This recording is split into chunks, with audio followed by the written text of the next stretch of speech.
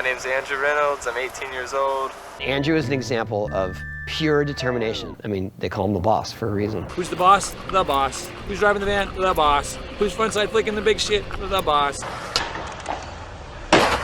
How's it going, everybody? Today we're going to break down Andrew Reynolds' entire skateboarding career, and we're going to do it in a resume format. This is Andrew Reynolds' Skateboarding Resume. We're going to get right into it. Let's go. Andrew Reynolds built his legacy the hard way, throwing himself down massive stair sets and making commitment the standard. From the chaos of the early Baker days to the polished dominance of later years, Reynolds delivered some of the most iconic video parts of all time, redefining what it meant to go big and go clean. As he matured, so did his skating. Sobriety, discipline, and relentless work ethic transformed him into a symbol of longevity. His frontside flips became legendary, his video parts in Baker 3 and Stay Gold set new standards for impact and consistency, and his ability to evolve technically and creatively while still charging heavy proved he was built different. Reynolds shaped skate culture itself by founding Baker Skateboards and building it to one of the most influential brands in history. A leader, mentor, and perfectionist, Andrew Reynolds didn't just survive eras of skateboarding, he defined them. A true cornerstone of street skating and forever the boss. We're going to start off to the left in the About section. Born in June 1978, hometown Lakeland, Florida, stance regular, known for his long successful career, Baker Skateboards, building the next generation, and being the boss. His nickname, The Boss, actually preceded Baker Skateboards. Jim Greco gave him the nickname back in the 90s. He was watching a lot of gangster mob movies where they had nicknames like The Boss, and he thought it was a good nickname for Andrew. According to Andrew, the reason for him being called The Boss is because he had a car and he had his name on an apartment. He was a little step ahead of the rest of the crew, so that's why they called him The Boss. I think it wasn't like I was doing much better than everybody else, but I was like a step ahead, not too much, but like I had a car. Yeah. Okay. Oh, right. Or like I would be the one that would put my name on the lease on the apartment. Oh, yeah. So you got that nickname even before Baker and everything. Yeah. Oh, you did? Yeah. So he was like, that's the boss. You know? And then later when he formed Baker and all that nickname really fit and it just stuck, I guess. Signature tricks, of course, the frontside flip.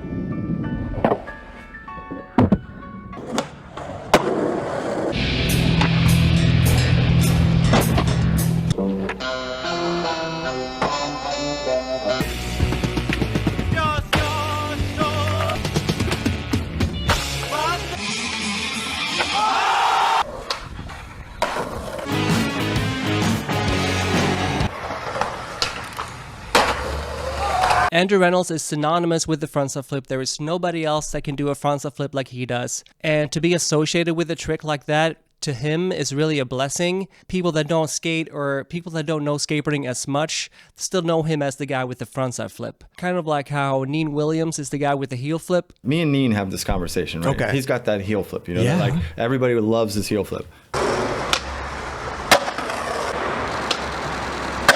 The benefits of having a single trick that somebody could say, that guy, that trick. Right. It's like an X-Men superpower. Yeah. It's such a thing, like, that's that guy with that one thing. I don't care what it is. I'm proud of it, if anything. Is there a certain frontside flip that like stands out to you the most that you've done throughout your skating? There's one I really like that I just noticed. It's like in a bonus part for an Emerica video, and it was like remember that spot where they had the gate at the bottom of like an 11 stair? For some reason it's a little different. It like goes really straight for a while and then 180s. Okay. But it's like one of my favorite ones. It's just different looking.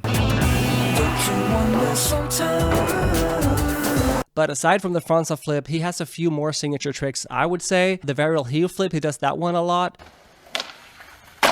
Nollie 360s. Backshot 360s. Fakey 360s.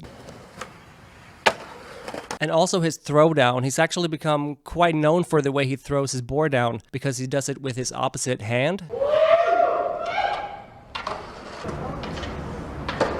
Which is pretty cool, actually. It stands out, it's quite unique. Reynolds sponsorships: Baker, New Balance, Independent Trucks, Shake Junt, Ruka, Spitfire, Stance, and Nixon. Awards and accomplishments: Skater of the Year in 1998, first place Tampa Pro in 1997 and 1998, first place in Maloof Money Cup in 2011, and the purse for that one was $160,000, so that's quite an achievement. Maloof Money Cup All the street league guys were in a contract. They couldn't come. This thing just lined up. They were all tied into a contract with Street League, right? And I had just done like a 3-week demo tour with Baker, right? Just every day in the hot sun doing frontside flips, basically, right? So for some reason, this one, they're like, the prize is big, 160 grand. Wow. Street League guys weren't there. Right. And I went and I was like, okay, like Ronnie Krager was there. Okay. You know, and Manny Santiago, he was giving me a run for my money. We were skating. Manny broke his board. He would have had me. I was tempted to give him my board, but I'm like, fuck, I'm trying to do this too. I might as well give him 160 grand. He broke his board. Right. Ronnie Krager was like cramping up from skating. From skating, I was like, let's go in. And just like kickflip front lip, a 10, like frontside half cab, flip these stairs, just started going. 160 grand. He got the Best Video Part Award from Transworld in 2011 for Stay Gold, and he also received the award for the 10th most influential skater of all time from Transworld in 2011. At first glance, being the 10th most influential skater and not the first or the second or the third doesn't sound that impressive. But really, if you think about it, the 10th most influential skater of all time. Imagine how many skaters there are in the world and how many skaters there have been around the world. Being the 10th most influential skater of all time, that's incredible. And well-deserved, I would say. Reynolds is one of the best and well-known skaters, and also has one of the longest successful careers in skateboarding, so he totally deserves that award. Some notable moments here, starting Baker Skateboards, obviously that's a huge moment for Reynolds. We're going to get into it later. I put the Davis kickflip here because it's one of the biggest and one of the most famous kickflips ever. Probably Reynolds' biggest kickflip. One of the biggest kickflips ever, so obviously notable moment. A kickflip that Davis gap, you know, which is probably like equal to like a 18-20 stair or something like that. But it was like dirt. Like even at first, I just like threw a kickflip over it and knew I'm going to put my front foot on the ground and I'm going to have my back foot up on the gap. So like I kind of knew that and I was like, oh, okay, that wasn't so bad. And then picked up the speed a little bit. At that point in time when I like really had fine-tuned like doing a flip trick off of like a really big drop, I would be able to almost like be halfway down, flailing down, bailing, and like do like a reset in my head of like, now I'm gonna start preparing for it was so long. Now I'm gonna start preparing for the impact. And then try to really soak it up as light as possible. Like, that's not something you can teach. That just comes through experience.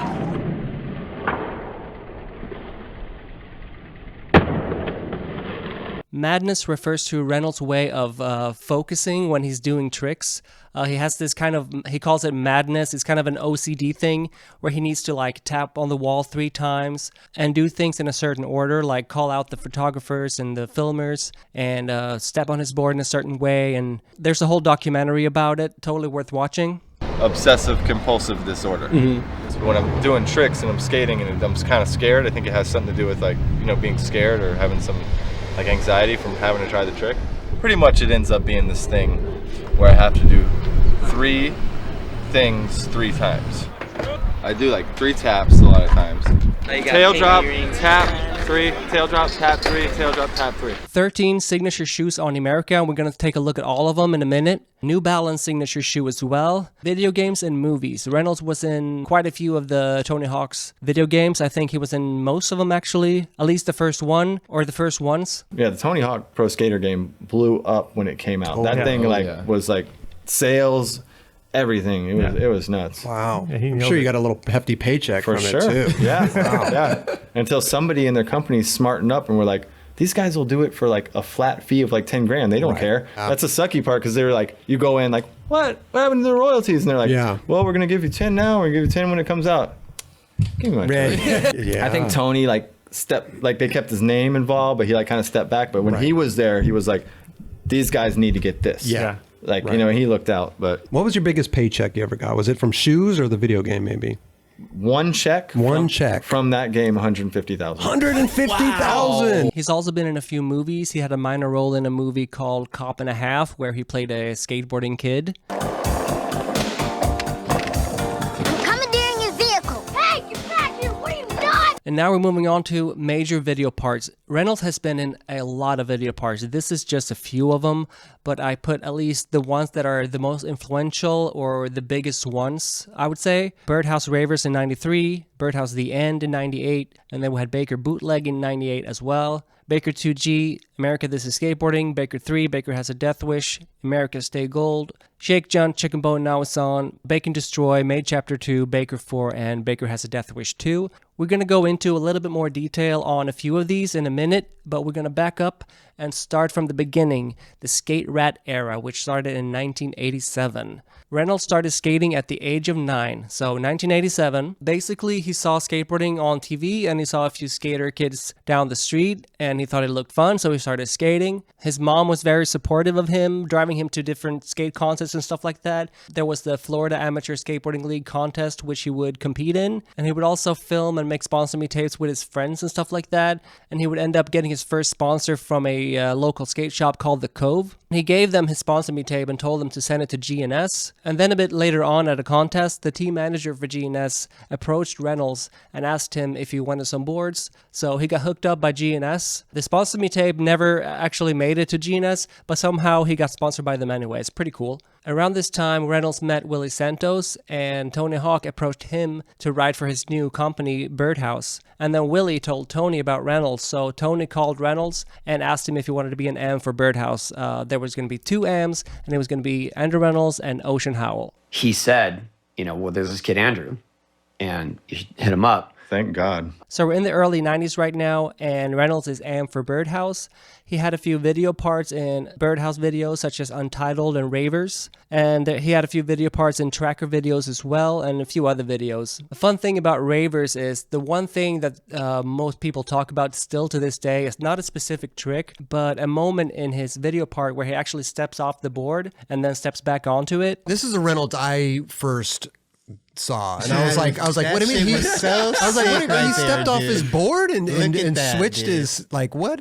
And then you went back to switch, which is amazing. That was seriously so fucking sick. It's incredible. I love it. I'm really actually glad that you put this one up. Stevie, I've hung with him quite a lot. He told me about this clip. He's like, when you did the fakie nose grind crook and then you jumped off your board with both feet, he's like, I used to do shit like that all the time. I don't even know why I did that.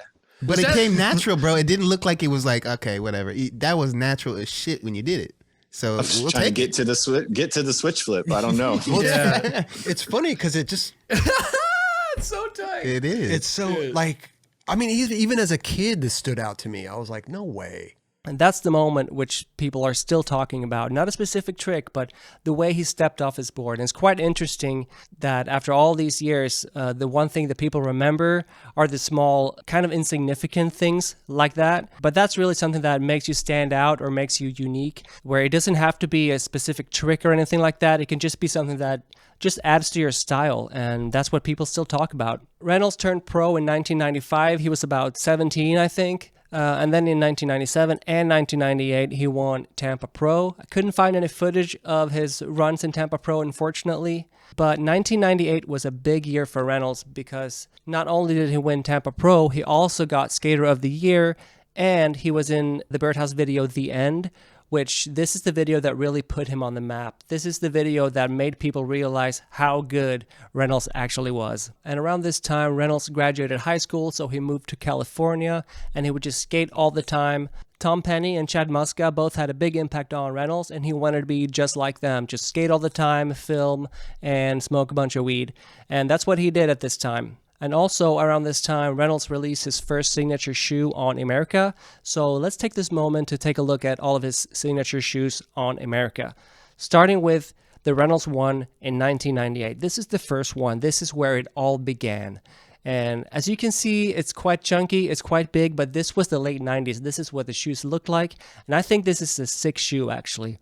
And then a few years later, a little more slimmed down version in 2002, we had the Reynolds 2s. Then we had the Reynolds AR Slims. I might be incorrect about the order and the dating of these releases. It's quite hard to find information on them. But the Reynolds AR Slim was released in the early 2000s, another slimmed version. And then there was a shoe called the Boss, which was supposed to be a thicker version for more impact.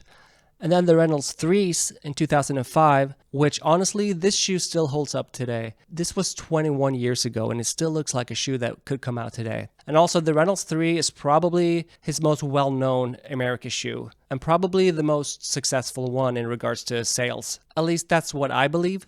And then we had the Reynolds Lights in 2008. A little slimmer version here again. And then in 2010, we had the Reynolds Cruisers, which was a really slim version with a vulcanized sole. And I remember this one from back in the day. It was quite popular, actually. I had a few friends that would skate this one. And then there was a shoe called the Reynolds Classics, which I believe was a remake of the original ones. And then we have the Reynolds mid-top, full toe cap, cup sole shoe. And then we have the Reynolds Low, which I believe was a low version of the mid-top over here. Also in the 2010s. This one looks quite similar to the Reynolds 3. I think they're all based off of each other. Then we had the Reynolds Low Vulcanized in 2014. And then in 2017, we had the Reynolds G6. Still quite similar to the other ones, but it had the G6 technology, I guess. And then in 2018, the final 13th shoe on Emerica, the Reynolds 3 G6. So this is, again, is the Reynolds 3 from 2005, which they updated with G6 technology and all that. And I actually had this one and I really liked it. It's a good shoe. Back to the resume, we're going to move on to the Boss in Business era. So we're in the late 90s. This is when he started Baker Skateboards. So basically Reynolds had his skate crew. They were all in different brands. Ellington was on Zero and Reynolds was on Birdhouse and all that. And they all were kind of ready to do something new. They wanted to create their own thing and it felt like a natural progression. So they started Baker Skateboards. When they started Baker, there were a lot of people that thought they were going to fail. In an interview with Living Proof New York, Reynolds said, "But I think people older than me thought it would fail hard. I heard that Jeremy Klein and guys that were making Birdhouse graphics and working there was like, yeah, this is not going to work. And if you see one of my last Birdhouse boards, it's a razor blade with blood all around it." And I think it was, I don't know for sure, but I heard it was Jeremy Klein kind of saying, yeah, you guys are basically committing by doing this, aka by starting Baker Skateboards. And little did he know, Baker Skateboards would move on to become one of the biggest and most influential skate brands in history. And at first, they released the Baker bootleg video in 1998, the same year as the End and the Skater of the Year and all that. But then when they finally launched the skate brand, they launched it with the Baker 2G video. So they launched the brand and they already had a video. We said we're going to film this video, Baker 2G. And like when our boards come out and we release an ad in the magazines, this is Baker, then like we'll have a video like in the shops that you can buy, which I don't think anybody had done. Baker 2G kind of changed skateboarding almost overnight. The way that they include a lot of behind the scenes stuff and footage of them partying and all that in the Baker 2G video was kind of unheard of. The standard at this time was just skateboarding in the skate videos. You had your skate parts, you had your skateboarding. But Baker 2G kind of changed that and showed the world and the fans a little bit more of what these people were like behind their professional skateboarding persona. What were they like when they were not on the skateboard? What were these people doing when they were just hanging out, partying, doing stuff like that? And that's what people want to know. That's what the fans want to know. I don't think they thought of it as a, this is revolutionary, this is going to be huge thing. They just wanted to make cool videos and it really turned out great. Baker 2G, I remember when I was skating back home, I'm going to say half of the people I knew had a certain style and they all dressed like you guys right when that video came out. It was like you guys just changed the game with that one. And around this time is also when they started the Piss Drunks crew, which is basically a few of the Baker dudes and a bunch of other dudes that just likes to hang out, their friends, and they're partying. That's what they do, and they're the Piss Drunks. And around this time as well is when Reynolds had his party routine, which is basically he would get a trick, and then he would party for 3 days, and then it would go out, film another trick, and then it would party for 3 days, and then it would go out, film another trick, and then it would party for 3 days. And this would be his routine until he got sober, which he did around when he was around 24, something like that. I think during the filming of This Is Skateboarding for Emerica is when he had the party routine, but also when he got sober.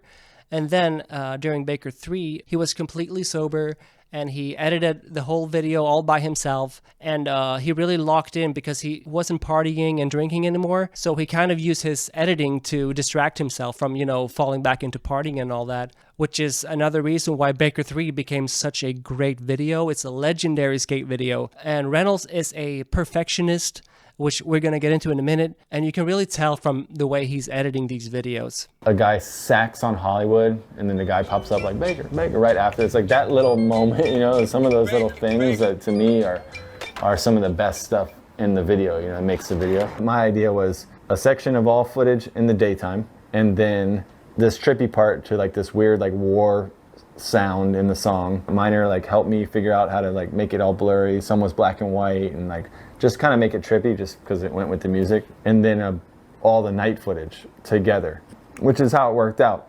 The nollie flip, that was one thing I wanted to have, was a nollie flip and fakie flip down as well, both ways. The nollie flip, I tried and landed on and had to go back about 7 different times and couldn't get it. You know, but it was so much work for that one trick, you know? Around this time is when he really would start practicing his tricks, go to the skate park, practice the same trick over and over and over, and then go to the spot and do it. Something like I picked up that I wasn't really doing in This Is Skateboarding, maybe a little. I picked up like, go somewhere and just do the trick for like weeks straight and then go get it. So I started doing like that. And this way of practicing really culminated in the Stay Gold video. But first we're going to talk about Altamont Apparel. Altamont Apparel was a clothing brand that Reynolds was a part of back in the day. I think it's still a thing actually. Hold on. Yeah, their website is still there. I just haven't heard a lot about Altamont in a good while actually. They still have a website up, they still have stuff on sale and stuff like that, so you can still get some Altamont apparel. This was actually a really big and successful skate clothing brand back in the day, around 2011 or so. I went to high school around this time, and I went to the skateboarding high school here in Sweden, and a lot of the skaters at my school would rock Altamont, including myself. I actually still have a hat, hold on. I still got my Altamont snapback hat from back in the day, with a Shake John sticker in there. So you can tell I was quite the fanboy of everything Baker and Altamont and Reynolds and all that. So yeah, Altamont was a big brand, but I haven't heard a lot about it in a good while. So I don't know what's happening with it. Anyway, we're gonna move on. We're gonna talk about Baker Boys distribution. When Baker Skateboards first started, they were distributed by Blitz, which is the same distribution company that would distribute Birdhouse skateboards at the time. Reynolds was on Birdhouse and went to Tony Hawk and he said, hey, I want to start my own brand. Can we use Blitz for a distribution? And that worked out. Somewhere in the mid-2000s, Reynolds, Jim Greco, and Eric Ellington started Baker Boys Distribution. Actually made a video about Baker Boys Distribution's family tree. If you're interested, go check that out. But they started this distribution company together so that they could distribute Death Wish skateboards. And it kept on growing, adding more companies to it. Eventually, obviously, Baker Skateboards would start being distributed by Baker Boys Distribution. And it's a huge distribution company today. So not only is the boss of Baker, he's also the boss of Baker Boys Distribution and Altamont Apparel and all of this. So he's quite a successful businessman as well. But at the same time, he's very humble when it comes to all these business things. He doesn't talk about it that much. He never plans things out. He just lets things happen the way they happen. And everything just turns out incredibly successful. I mean, most of the things at least.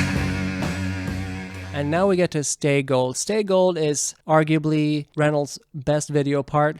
It's a legendary video part. I think it will go down in history actually as one of the most well put together and best video parts ever. Reynolds really went all in for this part. He would practice his tricks, like I said before, but for Stay Gold, he would really go to the next level in the way that he would practice his tricks and perfect his tricks. He has this kind of OCD and perfectionism where he just decided that this part was going to be the best part ever. He went on a all vegetable and fruit diet, drank a bunch of water, and would practice his tricks over and over again until they were perfect.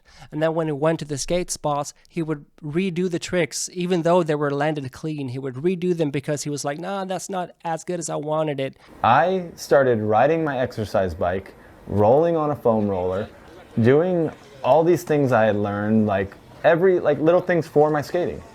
And I would do this every day for about an hour and a half, pouring sweat in my room, just so I could feel better when I skated. And along with like water, certain kind of food, all of this stuff, I felt the best I had ever felt in my entire life. Oh, okay, so we went to that 6 block in San Jose and he like started going at it, fakie flip.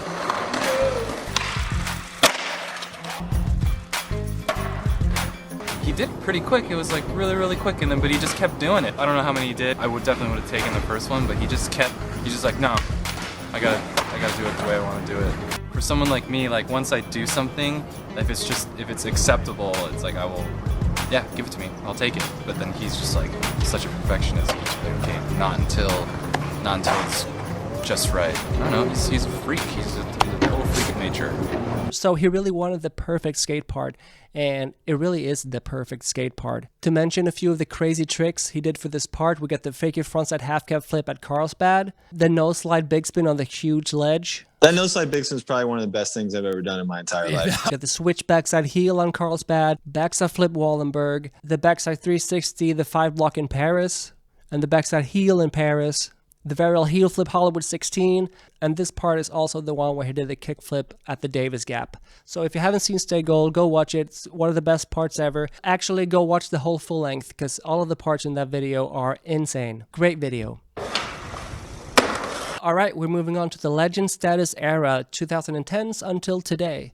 Building the next generation. Now, this is what Andrew Reynolds does. He has a great eye for talent, and he recruits these young, really talented skaters, puts them on the team, gives them a chance. He's been doing it ever since he started Baker, with the kids back then that are now all grown up and kind of on the older side. But he's still recruiting all these young kids and putting them on the team, which is another reason for Baker's long success. They're still so successful because he keeps changing up the team, recruiting the young talents, and staying relevant in the skate industry.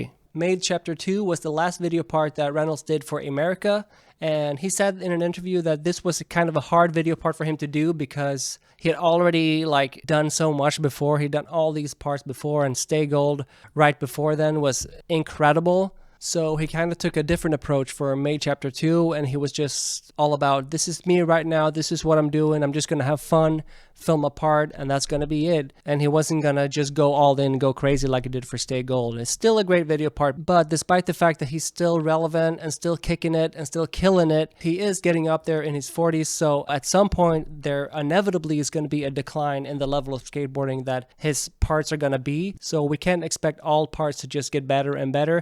And to top Stay Gold would be just insane, especially at that age. Then in 2019, Emerica and Andrew Reynolds decided to part ways. And in 2019 is also the year where we got Baker for a very anticipated video. It had been 14 years since Baker 3, albeit we had Baker Has a Death Wish and Bacon Destroy and all that in between. But we were waiting for that Baker 4 video, and we finally got it, and it's one of the best videos out there. It's a great video. It's a Baker video, just like all the other ones, featuring the new kids, but also the old guys. So great video. After Baker 4, Reynolds had said that instead of focusing on full-length videos, he wants to do smaller projects because it's really hard. They have a huge team right now, so it's really hard to fit everybody on the team in one full-length video without making it way too long. So their new approach is to do smaller videos with just a few parts in them instead of full-length videos. But I do still hope that sometime in the future we will get a Baker 5. That would be awesome. And then we have Vans. After this Emerica thing around 2020 or so, around the pandemic, Reynolds was trying out different shoes. He wanted a shoe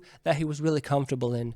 So he tried some Vans shoes and he tagged them on Instagram. And when the boss tags you, you're going to be like, okay, I'm going to send you some shoes. So he was actually hooked up by Vans for a minute there. And I don't know what happened between Vans and Reynolds. It seemed to be just a short-lived little thing. But Reynolds was also trying out New Balance shoes at this time, and he really liked them, so he sent them a DM with a bunch of questions about their shoes, because Reynolds, like I said before, he's a perfectionist, and he really wants to know all the details about the shoes. So we asked them a bunch of questions, and they were just like with Vans. New Balance was like, the boss is calling, we're gonna pick up. So one thing led to another, and they started working on a signature shoe for Reynolds that would be based on a running shoe, kind of a running shoe-esque looking skateboarding shoe. And he would be insanely detailed about this shoe, wanted every detail perfect. You know, I didn't go to New Balance and said I want to work on a shoe. I just really wanted to have good New Balance shoes that they made already to skate in. Being a 45-year-old skater, the wrong shoes will hurt my whole body. I went down to Long Beach to New Balance and then went to the little conference room, and Seb was there and everybody was there, and he brought up a whole presentation and said, today we're here to talk about the Andrew Reynolds signature New Balance shoe. I was like, oh shit, all right, cool. And this is what it looks like. It's the 933. It's released in 2025. The New Balance Andrew Reynolds, which is pretty awesome that Andrew Reynolds is this 45-year-old legendary skater. And this basically proves that Reynolds can just call any brand. He can be like, hey, I want some shoes. Can we do something? And this happens. I mean, well deserved. He's still relevant. He's still killing it. So I think it's awesome that he has a signature model on New Balance. So what is next for Reynolds? Obviously, he's still relevant. He's still killing it. He's still doing his thing, being a father, being a businessman, being a skater, being a team leader, all of that, being the boss. I believe in the future we will see Baker Skateboards growing even more and becoming even more legendary, and we will see more videos coming out from Baker and from Reynolds. He's still filming all the time. There's videos on Instagram that he posts all the time. And now that he's on New Balance, we'll probably see him in a few New Balance videos. So that's exciting. Hopefully in the future we'll get a Baker 5. That would be awesome. I also believe that Reynolds will go down in history as one of the best skaters ever and one of the skaters with the most successful and longest careers ever. At this point, he's reached legend status era and he's still skating and loves skating as much as he did back when he was 16. Anyway, that's going to do it for today with the Andrew Reynolds Skateboarding Resume. If there's a skater you want me to make a video about like I did with this one, leave a comment down below. Other than that, I want to thank you for watching. I'll see you in the next one. Have a good night.